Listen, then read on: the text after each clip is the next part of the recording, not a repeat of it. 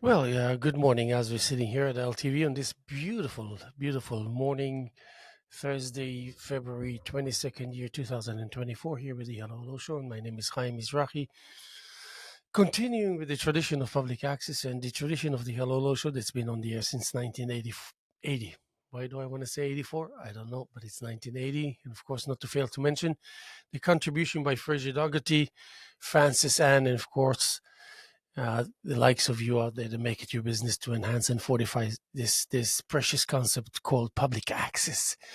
And here at LTV, we entertain the extent of its power and effect and contribution to our lives in more ways than one, 24/7. We came long ways from the 80s, where we found ourselves struggling, technically speaking, more than we do now. Of course, of progress and technology and whatnot works to our benefit in terms of allowing us a little extra time to contemplate and philosophize and put together the level of resolve to become and to continue to be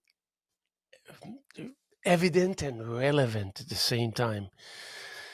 And before I speak of relevant and this and that, maybe I was to I was hoping to find the let's see. Okay, that's almost it. Yeah? Speaking of the charger, I thought I saw a charger here, but I guess it's not there. But I can use this here. Okay, that will make it fine. And of course, we'll do this. And okay, so that will be yes. Okay, very good. Let me just grab my coffee and feel comfortable. And I was trying to figure out the relationship between feelings and reservations that are in a zone of disbursement, for lack of a better word. Once I used to think that it's just being all over the place. I remember when I was growing up in a boarding school, it was something that I was taken by the ability of some figures there that seemed to be um, like masters of all, instead of the good old saying that speaks of master of none. And I needed to thank them, because as I was growing up and maturing to become who I think I am today, and who I wish to become in the future, as we always look into the future for a point of reference and wishful thinking in the making, um, I realized that a quantity is not necessarily a curse. As I was um, uh, encouraged to believe. And spreading your capabilities to wheel and deal with more than one medium. Well, I wouldn't even say more than one medium. I just said plural. I would say like venturing without ever pausing to figure out how many. What is the number? The number becomes irrelevant, because ahead of time the number is so relevant that by the time we kind of achieve the necessary temporarily a breakthrough, then we really want to take advantage of it, so we don't continue to dwell when we get to an opportunity to take advantage of that which you discover and break through. Therefore, on the account of, I long before ever thought, which I probably I never thought I'm going to become a painter one day. I used to write poetry, and then I seek the company of poets. It's a natural thing.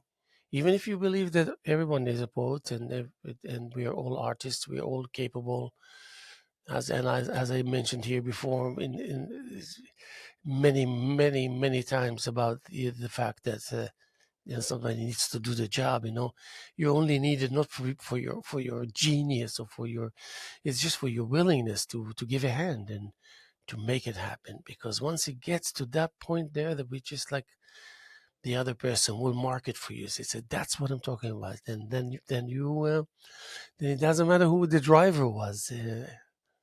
The impact of that arrival doesn't demand anything other than just delivering the vehicle, and therefore hoping that indeed your vision is going to be contagious and that people will be able to relate to it and also give you the credit that if you already made it out here as far as here, then we we we, we think it's a good idea to cut you some slack and give you some respect just by seeing you here.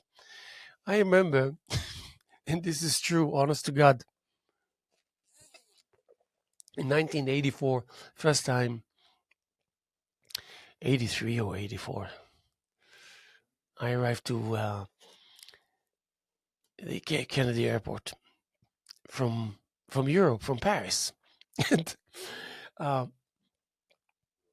I was going to stay with a friend of mine in Borough Park. That's in Brooklyn. So I'm here. I'm driving to a big city, and I call my friend. And the plan was, listen, if even though I have a visa to come to the United States, then they ask you who you're staying with, all this. So I said to my friend, if I need to call you from the airport, will you answer? Well, he said, yeah, of course, you're staying with me. So I'll tell him anyway. Everything said and done. Now I need to go from Kennedy Airport to Borough Park, Brooklyn. I mean, you speak of something fairly complicated. And I had $100 in my pocket, $100 bill. I didn't know good. I didn't know better than that's not the wrong kind of a dollar bill I would have in my pocket. So anyway, so my friend gave me directions how to get from Kennedy Airport to Borough Park in 1983. Okay, first time in New York. I'm like, I I've been traveling, but arriving in 1983 to Kennedy Airport was a daunting reality. Like, wait a second, okay, I can handle this, but where am I and what's going on, and how am I going to get into this godforsaken place? So I remember I just saw a bus just there, and I went and I got in and I told him the story. I said I need to go to Borough Park. He says okay, and he looked at me like really feeling sorry for me, or maybe even worried.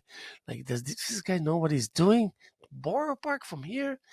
And it was yeah, okay. So he said, okay, I can get you closer to Borough Park. Just like, and then if you sit next to me, I'll give you some explanation what's at stake. Anyway, so I give him the $100 bill, and he said, "Whoa!" So anyway, he gave me a crash course about you don't want to, even a 20 is too much. So he gave me change, like 4 10s and 2 5s and 2 20s or something like that. And then when I finally arrived, my friend saw me, and he was jumping from joy and happiness and surprise. He said, I never thought in a million years you're going to make it. It's like, no way. How did you make it? Anyway, so this kind of beginning in a country that you heard of so much, wished that maybe one day you can visit. And I had a dream, and I came here and I said, I'm going to go from New York to the West Coast. And in between, I'm just going to canvas the territories in the states as I did in the past in other countries, and come back to New York, and 10 to 12 months, and I'll be the happiest possible. It's a mission accomplished. But anyway, that many weeks later, I ended up in East Hampton. That's a story in itself. But the point was that I was my system was able to avoid the shock that found me when I first landed at Kennedy Airport. And it can be for that sake anywhere in the world, really. You can be very seasoned and very something that sometimes and suddenly there's a moment that's kind of stronger than you, that dictates a mood that doesn't belong to you, and you're not responsible. That you're actually surprised why you're in such a mood, an unfamiliar mood. But just as much as the purpose of saving, if you want to save some money for a rainy day, it makes a lot of sense. Uh, how obsessed you are with it, that's a different story. There's different levels and degrees of devotion and focus. Some people will just, for the obvious reasons. Why? The day comes, no work, whatever, you have enough money to survive for a couple of weeks, a couple of months, and that turns out to be something really very major, very real.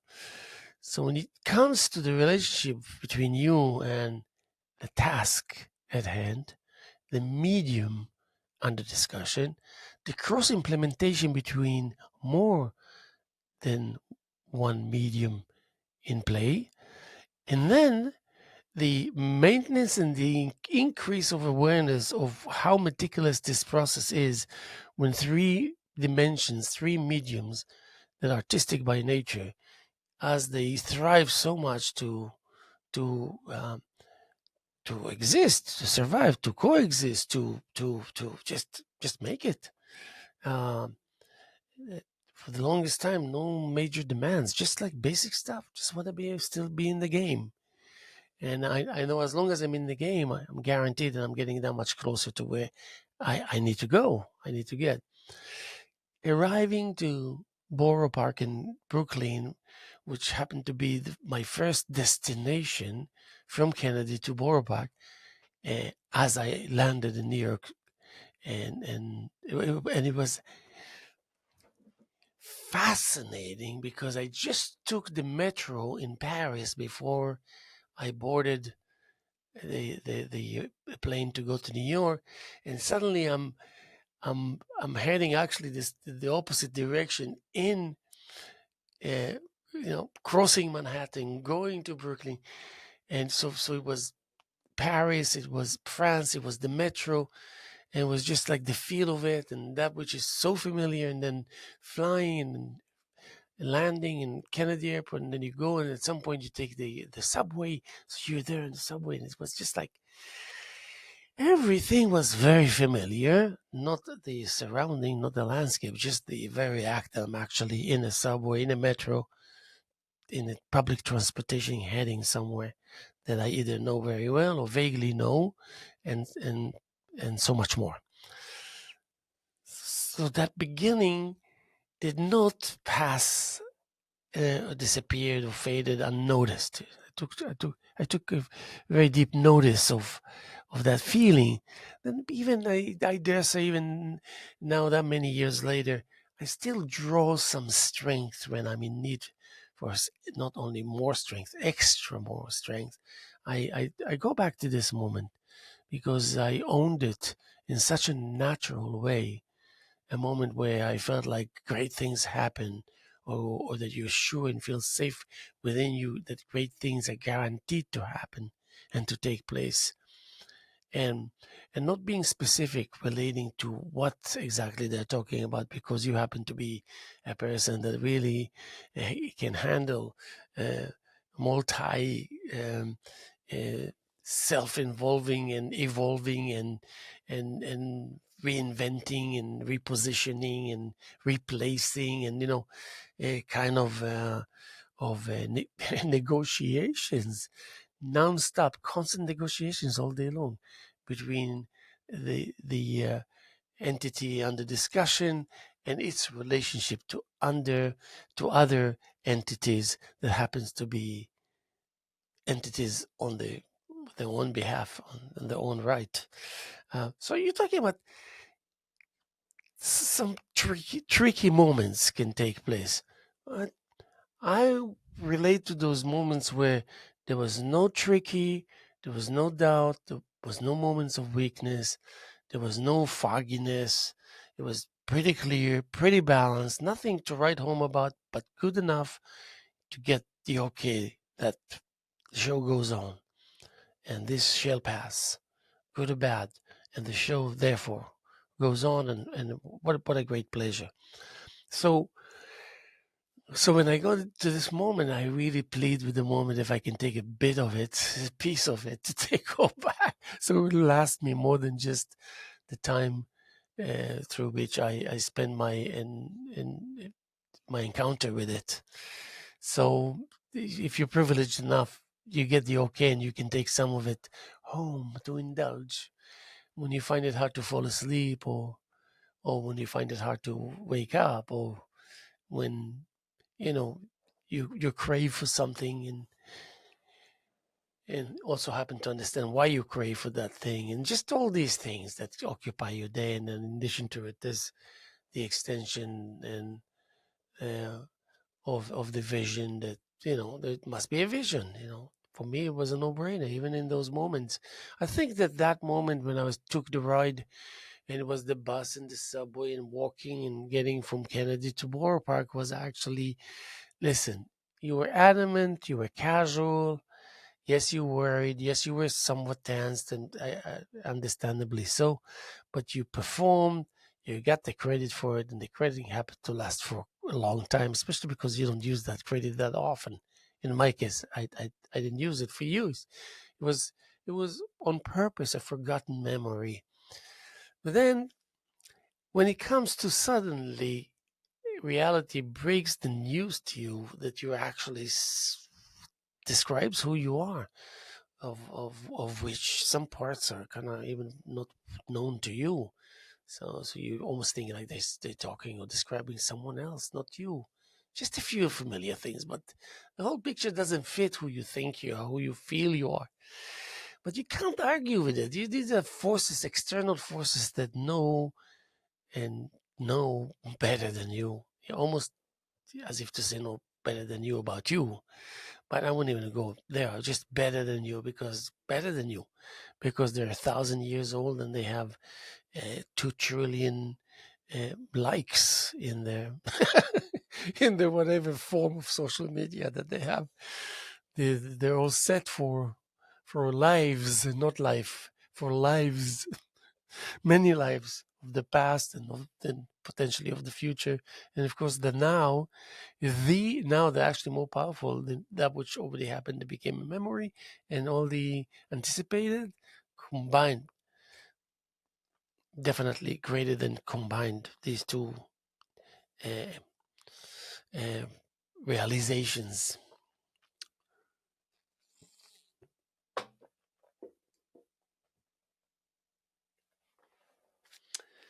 I don't have a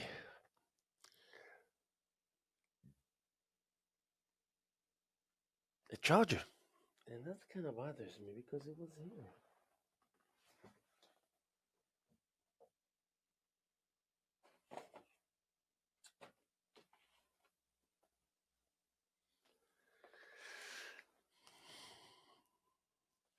So yeah, going back to the journey, so there is always a short journey that is intense and condensed, and maybe it can take place more than once if you were to just in general have an overview of your journey, of your stops, of your the of the grid that your actions and times of engagement created. And I think I think it's a I think it's a great addition in one's life to be able to evaluate without seeking for that information to come in front of you in order to be able to whatever get out of it. That it's just always there. There's something that I think that when you switch from a reality of just thumping the drums to becoming a professional drummer, or just scribbling some things on a canvas, as opposed to being a professional, devoted, dedicated uh, artist, and just scribbling some letters, thinking that it's words and thinking that it's poetry, as opposed to really having that level of self-awareness deep enough and long enough for you to be deserved to yes, there's such a thing called being deserved. Not in a bad way. I accept. For once, I had a hard time accepting it, but now I understand the logic behind it being deserved. There's just like there's a menu. There's um there's the essential departments where you store information, where it's just that which is basic, that's characteristics, and there's essence, and there's message, and there's view, and yeah, just many, but they're all leading to this is what you're all about, this is who you are, this is what your message is all about, this is the nature of that call. These are your preachings, these are your interactions, these are your siblings if you're lucky enough. These are these are the feedbacks, and this is the clarity of that skeleton composition, and also the fogginess of the real essential overview that doesn't necessarily always uh, uh, come out well. And to do it and redo it, that's a really demanding task, not a pleasurable one either. So when you see it there, then you know someone must have gone uh, through a lot to have that so available at your disposal at that moment, when you know that it's so rare because of your limited experience, even when you were needing it. And what is it that you had to endure and go through before you ever laid your eyes on it, or hands, or very precious. So the the moments where kind of perfection does exist, yeah. The moments of the where perfection is uh, evident, inevitable, and evident. Therefore, uh, I I don't I don't behave as if it's business as usual when I witness greatness. Whether it's that greatness that comes from you in an acquiring moment, and then it's kind of whatever, however it turns out to be, wherever, and then evidently there is, or there's going to be a result, you'll be able to notice, and you'll be able to evaluate properly because you're trained. Because when it comes to that, you never worry about, oh, am I going to run out of words? Am I going to be silent for too long? Will I be able to create that kind of continuity that will allow people to just feel relaxed about themselves, even if they happen not to understand everything, or to understand just a little bit of it. But these moments of perfection, I will not just, I mean, yes, of course, you need to have the time and the attention and presence available when greatness takes place if you want to benefit from it to begin with. That's a no-brainer. But if you, um, but but also you want to think about the future, and of course it's a given that it's about the past, but about the future, because you have some plans. You have some plans, and they're already pre-approved, pre-positioned, they're ready to go on, and they're not ready to go because you cannot send it forth right now, or you couldn't have, just a while ago. You could have, but it's just, that's a whole story in itself. That's there because you want it to be there, not because you obligated, because you cannot move it for whatever reasons that nobody really wants to hear. But what people want to hear is that it's there for a reason. How many times in your life someone told you in relationship to this or that? It's all for a reason. It's all for a reason. What are they trying to tell us? They're trying to tell us that if you happen to wonder, and probably you are, because we sense and we acknowledge and we realize and we decipher and we uncover, and speaking of benefits and the allowance of transparency of feelings and energies that come from and to and be as a very natural ingredient of that background, of that. So why am I speaking of all that? Because even now, 25 years later, and yes, I can paint paintings. I'm devoted. I'm a full-time this and a full-time that. I'm a full-time of so many things at the same time, and I can handle it. There's a technique that takes care of it, and there's a lot of self-awareness in terms of early on thinking about what is it that I'm going to need it and in which circumstances that I stand not to have it when I need it, because that's human nature. I swear, that's how I looked at it. Let's think of the things that I will take for granted and then forget to think about it and to draw the relevance and the lessons learned and how to be ready for it. The name of all names, the task of all tasks, the destination of all destinations, to realize these obstacles are going to come your way. It doesn't mean that you're going to have to be the king of the world in order to bypass it, ignore it, prevail in encountering it, oppose it, accept it. All these energies that requires are required according to whichever route that you will choose to travel, or whichever kind of destiny that you will find yourself in. In in that realm of the gathering of a meaningful mishmash, I call it. Yes, there's such a thing as meaningful mishmash, because it's just the playfulness of it that makes it, even for the person that's engaged or the people engaged, they're ignorant of it. They want someone who don't know what's going on, which is it's okay. Thank God it doesn't prevent from all this goodness that comes out of these encounters without the awareness of people involved that to benefit. It's all about benefiting your immediate vicinity.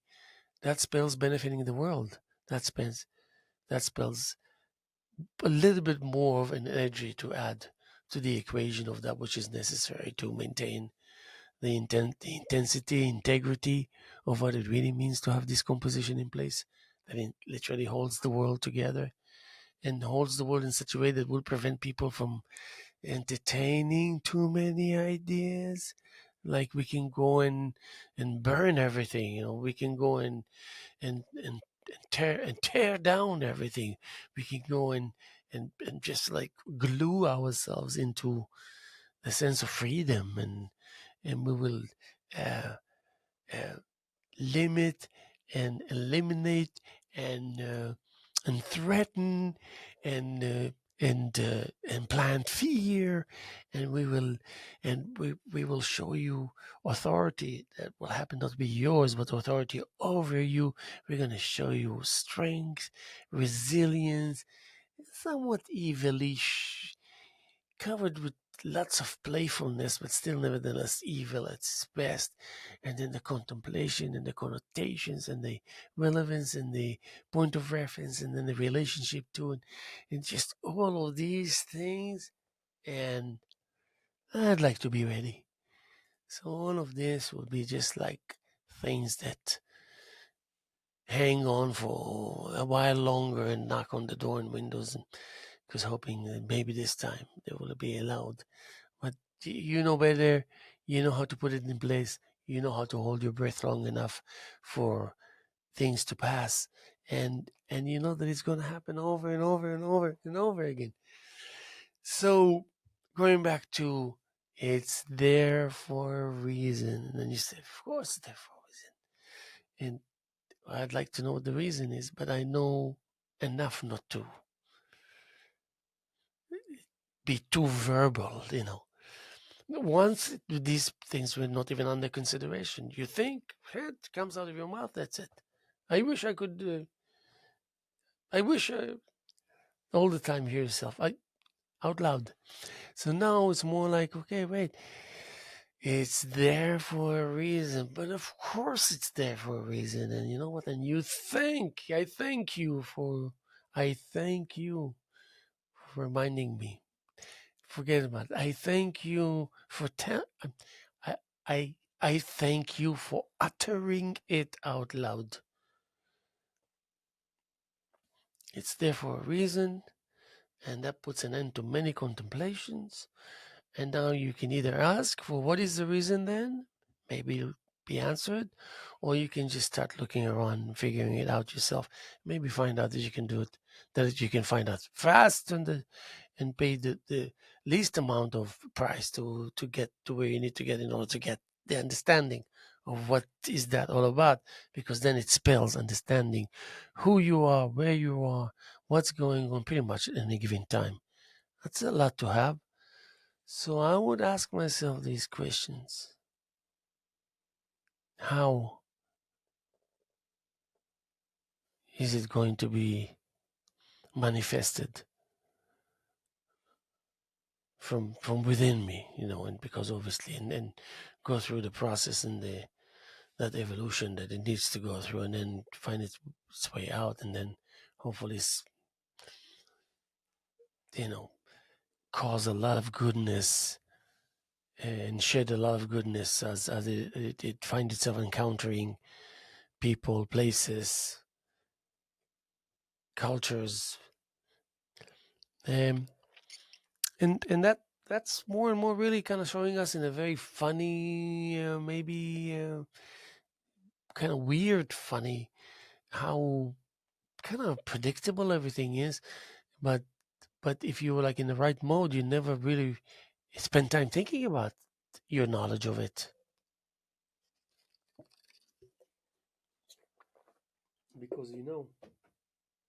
because you know better by now. I'm not going there. I don't think I'm going there. I don't think you're going to see the likes of me there. Where is it there? Where is there?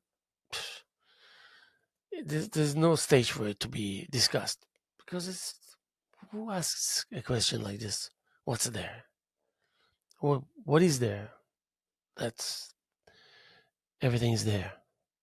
What is there? What is there that's everything is there? You know,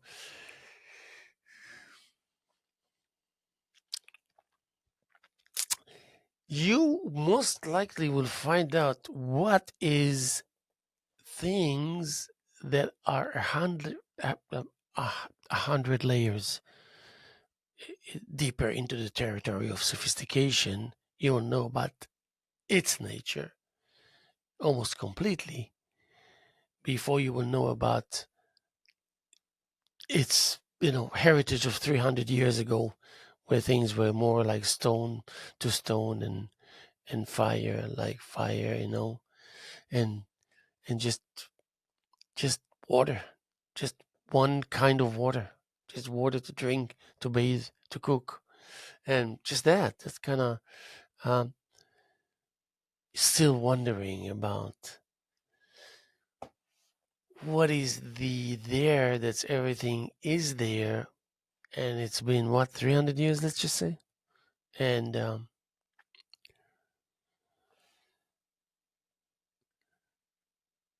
the more things become evident, the less wondering take place. So you feel the relief of shedding all that anticipation to find things out. And you don't have to be necessarily in a new environment in order to go through this feeling. You can be in a place where you spend all your life and suddenly it will look strange. Like it looks like, wait a second, not like yesterday, or what's going on. You're noticing things. Yes, you're in a familiar area, you're in your neighborhood, but I mean, where's your mind exactly? Well, where it should be, all over the place. A good place to be all over the place. And then you realize that why change anyway, or why seek so much information that will cause you to change anyway? You know, why not decide when is enough is enough? Well, it's there for a reason. So let's decide when enough is enough, only because we realize that we can decide when enough is enough. Is enough for real? I mean, it sounds like just a game of words, but it's not. It's so when enough is enough, maybe it's enough, and it's enough for you to say, you know what, it's enough when enough is enough. And yeah, you can play with words a little bit here and there, but once you kind of decide, and you can decide, and you will decide, man, it will just bathe you with newness and give you that sense of feeling. I'm feeling different in a good way in the environment that is most known to me. And all your life you were expecting this moment to happen in a faraway land, in some kind of an alienated reality where you just there firmly, but you don't quite get a grip of how you store the information that you're picking up, and the logic that you're picking up, and the truth that you're picking up, because it's just like has a mind of its own, has a life of its own, and you come from a territory where you believe that, you know what, sitting down and doing nothing sometimes can be the best thing to do. It reminded me of a lawyer of mine that I had. I owned a property somewhere, or whatever. The neighbors did this or did that, and they sued the tenants. That it's like a building, an apartment building. And so I hired his lawyer, and I was like concerned. I was concerned. You know, point that who needs trouble? What do they want? They're crazy. So the lawyer said, "Okay, I'll take your case." He was really nice, all this, and says, "Okay, so what's the strategy?" And the lawyer looks at me and he says, "Our strategy is to do the least amount possible. We don't want to engage them or with them unless it's absolutely necessary." So I looked at him and I said, "Oh my God, this is someone that sounds like me, but I'm not a lawyer. Maybe thank God I'm not a lawyer." So I said, "What do you exactly mean?" He said, "The longer we stretch this, the better it is. Because those who sued you and your neighbors and all this, they have to be on the go all the time. I mean, they have to prove everything. They have to, they're just going around like as if their tail is on fire. But that's not our concern. We sit tight, and we'll say, 'What?' You said, 'What? Really? That's the first time I hear about it.'" He was an actor. So anyway, what I thought is that it's not the technique, it's the fact that you look at your lawyer and suddenly you think he's an artist. It becomes so familiar from people that tell you, you know what?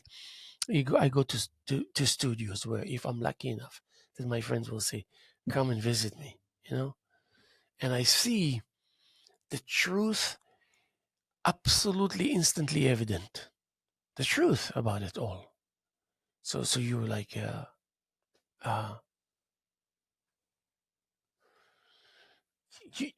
you understand that you're witnessing something that someone can do it. When we say, "I can't, I cannot do this." How many times did we hear in our life someone is saying about this or that? But I cannot do this. I cannot do it. I don't think I can do it. I don't think I can do it. It sounds very familiar, very normal, very regular. I don't think I can do it. I don't think I can do this. I don't think I can do this. I cannot do it. You know. So then you realize, even as a form of speech, it has the levels that unfold. That you know, that that. Yeah. make us wonder and maybe worry a little bit about what is it that we know for a fact that is false that's actually continuing to take place, to hear ourselves saying, I cannot do this. I cannot do it. And and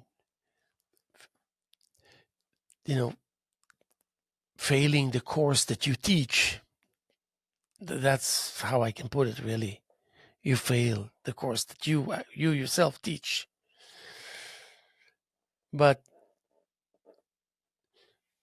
going back to the journey of Kennedy Airport to Borough Park in 1983, and I'm like there, and just 15 hours earlier, I was there, this side of the world, and riding the metro and going to the airport, and now the airport here that happens to be there, in Kennedy Airport, buses and subways, and here you go in the big neighborhood, and your friend is there, and the world is happy because he made it.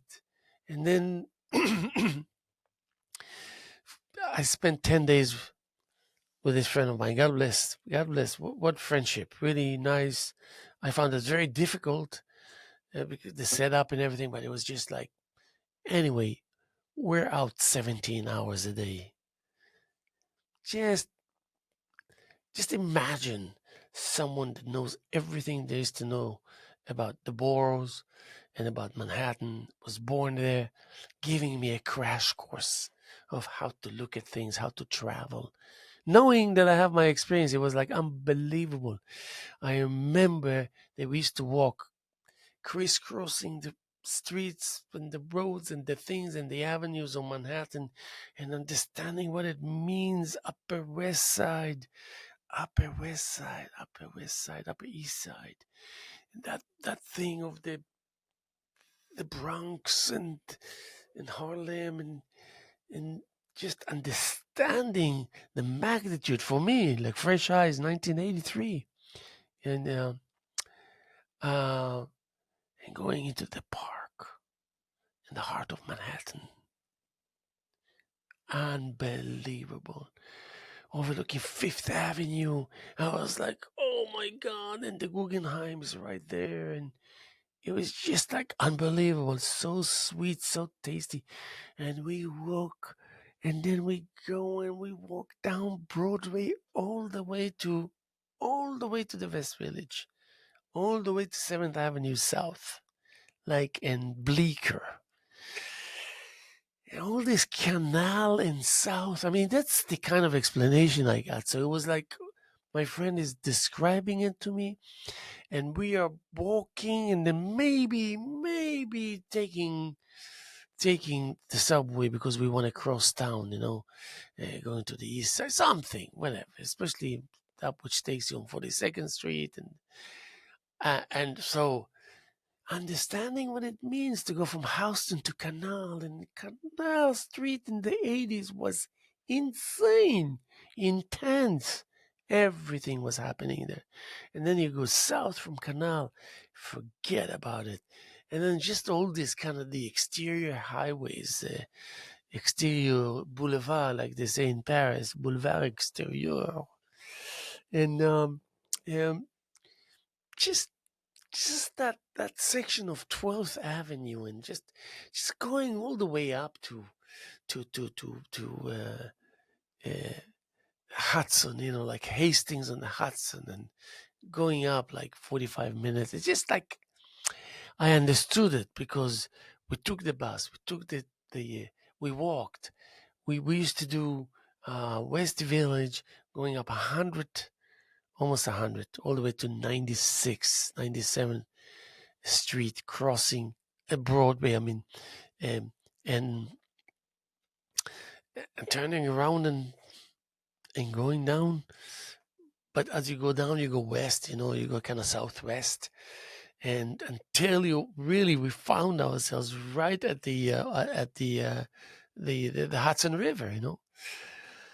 So I was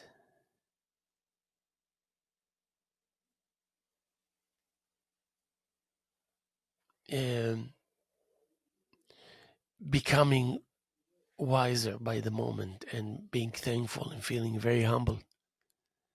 It was massive, and but it also went hand in hand with some aspirations that were lingering. What about my art? What is it that I remember when I first joined the army? I asked the stupid question that I paid dearly for. Well, I asked the general that came to visit us to give us like a speech, how great we're going to this and that, the army protect you, being heroes, and so he asked if we had any questions. So I stood and I said, "Where is myself now?" I swear to you, that's in different words, but that's what I asked the general. Now that I became a soldier, it was only like maybe 45 days that I was a soldier. I said, "So where is myself now that I had to abandon and put aside?" And just like, because I didn't say it to the general, but I'm saying just because they're telling me and that they're going to change me and indeed change me while they're telling me that they're going to change me, doesn't mean that I cannot wonder, well, then what happened to that self that they change so abruptly? So where is it put? How do I go back to it? How do I continue to interact with it? Because it's me. It's not who I am or a part of me. It's me. It's the complete me. The fact that you can take me to the battlefield and say, now this is to complete, not you, is ridiculous. It's the complete me that happens to be somewhere else, but my body is here and it's holding a gun and we're fighting the war or something like this. I don't know. Like you see in the movies. You pick up a weapon, suddenly there's a war, and you don't know and you don't this. And if you don't die or there's no someone doesn't shoot you in the head or something, you would be like very pleasantly traumatized. Very, very touch and go, pleasantly traumatized. You will be. So, um, but you want to get an answer to a question that you just asked. Where is me? Of course, then my my platoon commander looked at me with his eyes, telling me, "You are going to friggin' pay for this, USOB." And then really, he made me pay for it. Believe me. And then one day I dared and I told my commander, what happened? What just happened? What in what I said or question that I asked?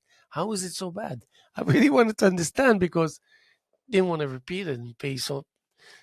You can only be stupid once, so much so that you have to pay a dear price. And who says you have to repeat it anyway? The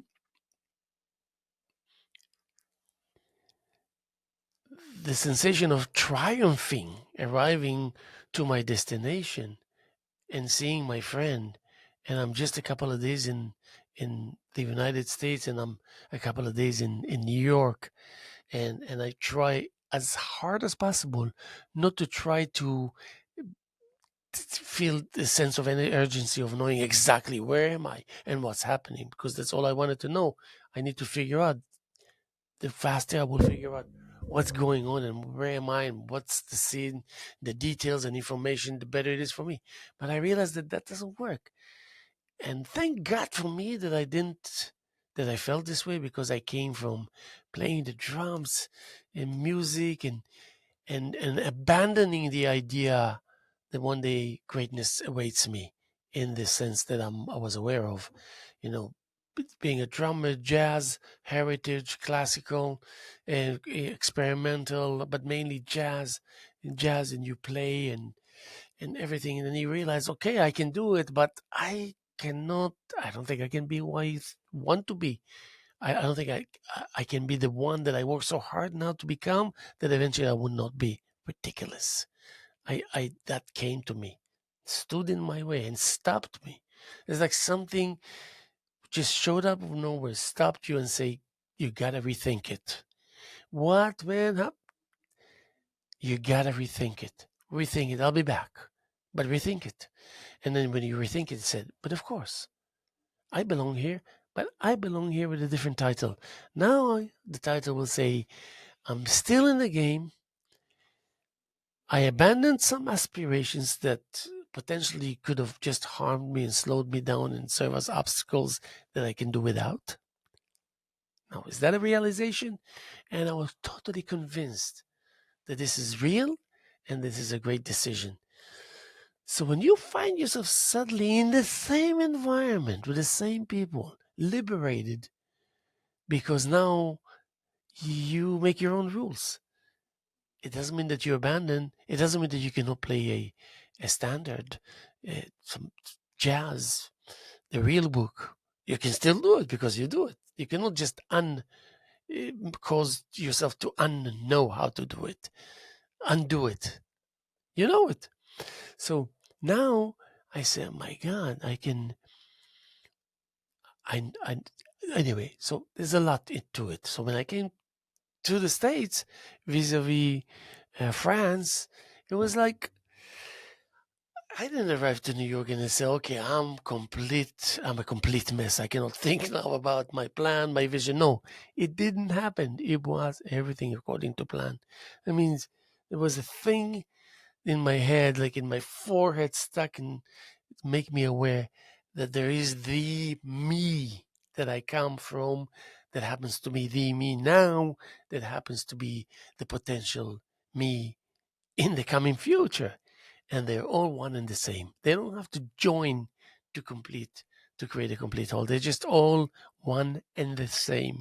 That means entities on their own rights with the full message combined, even though you can go through one medium and it will give you the whole picture of the cross implementation of more than one medium.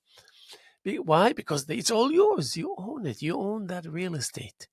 It doesn't matter which apartment. I own the building. It doesn't matter whatever the details, because I own the details. I own the time frame. I own the frame that holds this whole thing together. I can have it all to myself, and I can share it with many, and and so much more. This is the passage of getting to know what are the ins and outs that serves as the aspect of maintenance, because everything needs to be maintained, and and keep the logic and the common sense behind that message that happens to be a little bit over the top as it should be, without having to go through all the information and the details every time all over again. Now that's something used to happen to me early on. It's maddening.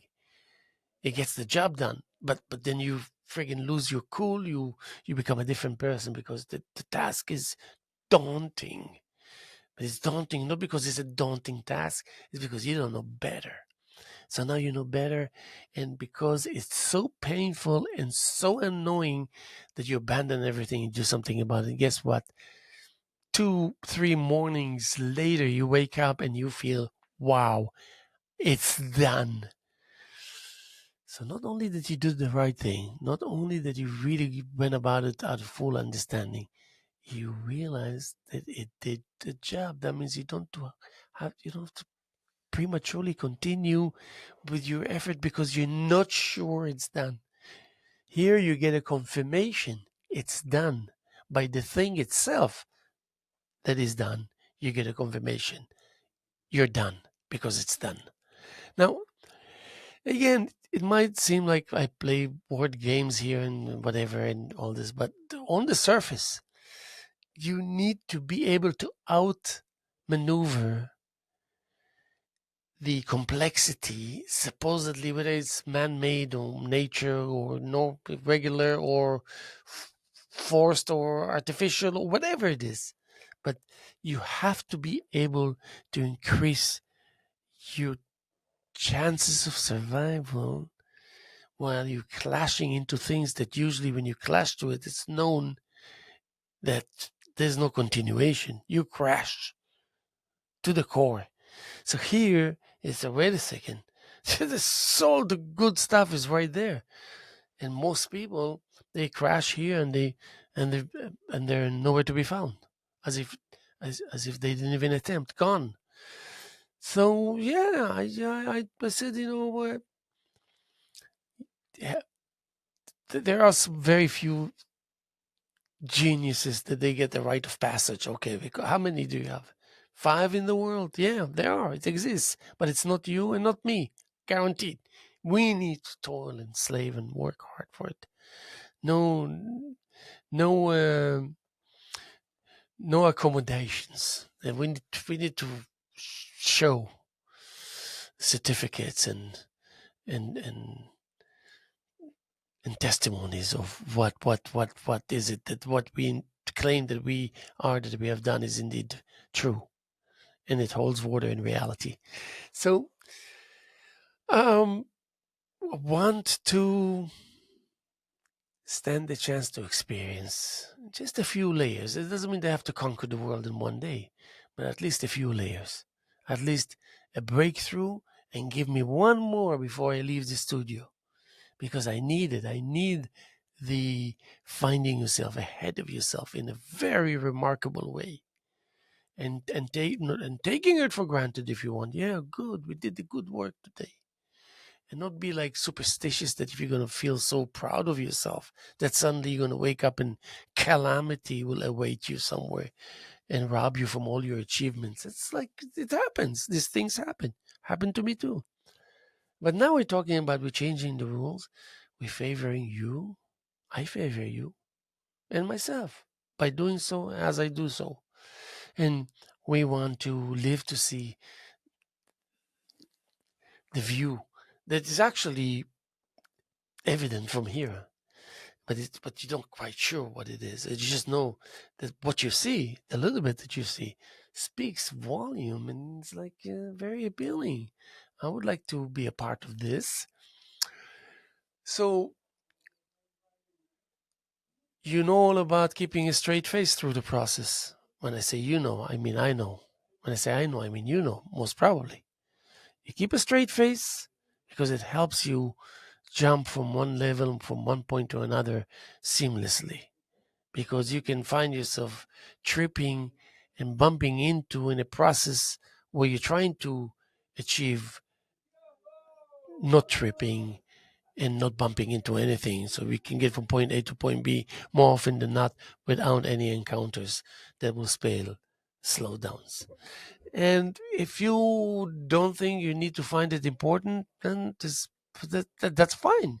But then you have to give the answers accordingly, because it will create a whole new set of rules, a whole new set of um, uh, uh, tips and guiding points, and just pointing things out. You know how sometimes they can be so beneficial.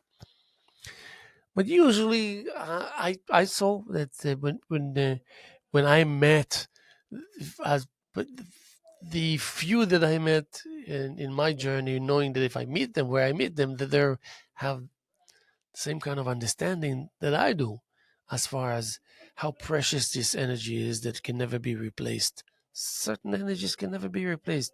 You have a fixed amount, and that's it. You use it. You use it.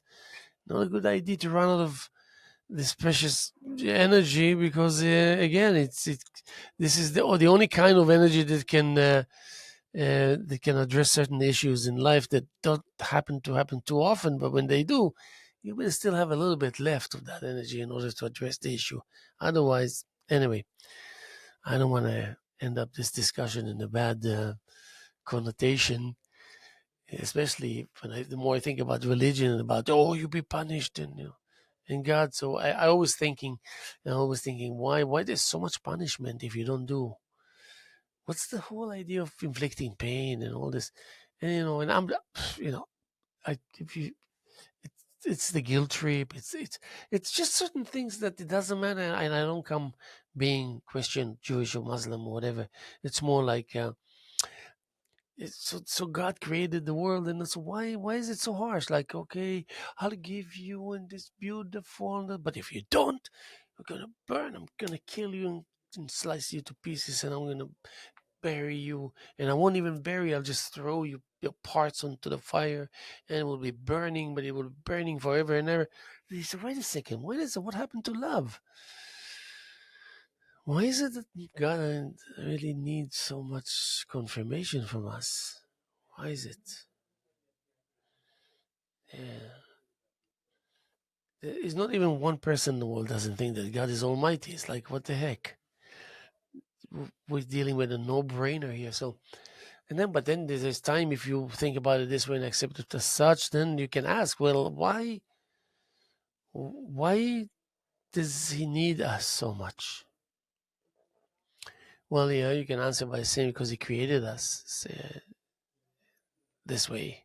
But why would what purpose does this serve? Yeah, the only way that God can create and invent life as we know it is when uh, um, God knows that first and foremost He needs to show kindness and love, of course, that later on is nowhere to be found because it's just too disappearing just as quickly as you would like to disappear, and this fire is just about to consume you. But in the same token, the choice and the opportunity and the permission to evaluate it as you wish to evaluate it, as long as you don't deny its existence without worshiping, just I think it's a fair um, status quo that we enjoy now, whether you know it or not. You don't have to know about it in order to enjoy it and in order to benefit from it. Um, so in that sense, so I do by doing all these things that I shared with you now, allow the nature that I'm surrounded by, realizing that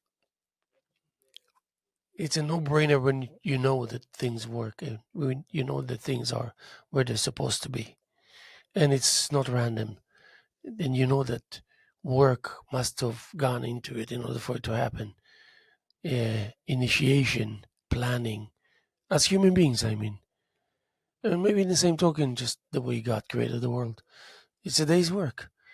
That means that God would not trick itself into believing that the opposite of what He says is also viable, unless it's set up in such a way because the stages that you're going to be taking into the future will reveal to you the significance that you're so ignorant of that you don't really know. And then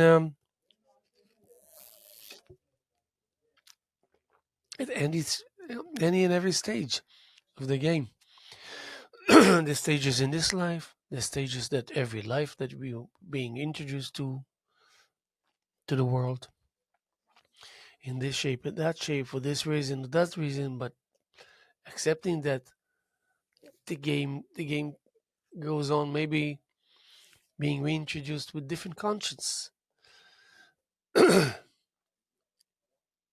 with a different kind of sobriety, and but all the investment of your realizations and accumulating knowledge and experience doesn't go away. It's been introduced with every kind of entity that you have become to be, with the different consciousness into being introduced into the life. So you come with these capabilities. Thank God. And then you realize that well, you if you realize in the world that you live in now, but taking the future, the deep future as a given, then you're a winner because you're delivering a thread of ancient memory into the lives of you to come in the deep future. So when you come with the different consciousness without an awareness of you that lived centuries ago somewhere else, um, that thread will resonate. You'll be able to be create a little bit of that consciousness of the deep past by having the resonance from the deep future. And because you were aware and conscious of the fact in the deep past of the probability of that and possibility of that to happen. And that's fascinating. That's definitely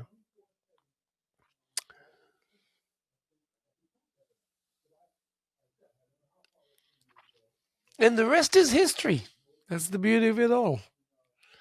Um, and then you kind of roll into this reality. Let your money make your money. Let your money make money. Whatever, something like as cliche as that. Okay, let's go from the depth of philosophy on this and say, okay, so what's the conclusion? Let your money make money. Eh, don't dwell. Don't worry too much. Don't. The numbers are going up. You're good. And of course, at your disposal, there's this deep, meaningful, fanciful, sophisticated, and so much more realities that have been condensed together to work with you, for your own sake, with your presence in mind to prevail because you worked so hard. And the world, without any shadow of a doubt, will benefit from it. And just imagine there are hundreds of thousands, if not millions, like you who make it their business with that level of consciousness to create and to be aware of that benefits of the incredibility of it all, of the power, of the contribution, of the goodness, to be really aware and realizing quickly enough that in order to initiate and to embark just that, you need to lose the self. There's no ego. It's just like there's no awareness of itself to benefit self. Unless it's just like eh, the purpose is a given. So selfless is number one. If not, it's not going to be good. Let me just remind you that we're sitting here on Thursday morning, February 22nd, year 2024, here with the Hello Hello Show. And my name is Haim Mizrahi. We're actually getting ready to put up the new show. It's the women's show. It's called Leverage. And we have some great artists. Very happy to welcome Josephine Wustasiak and Joyce Raimondo and Fanyu Lin and um, and Ellen Colcord and Liz Sloan, fantastic young artist. I love that, and we have also who do we have also? I guess that's it. Yeah, 5 artists for the month of March, all the way through the first week of April.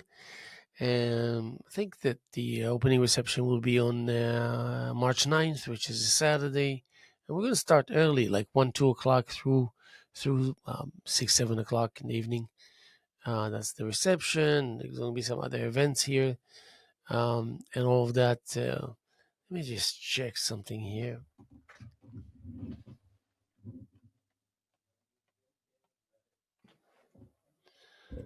Oh boy.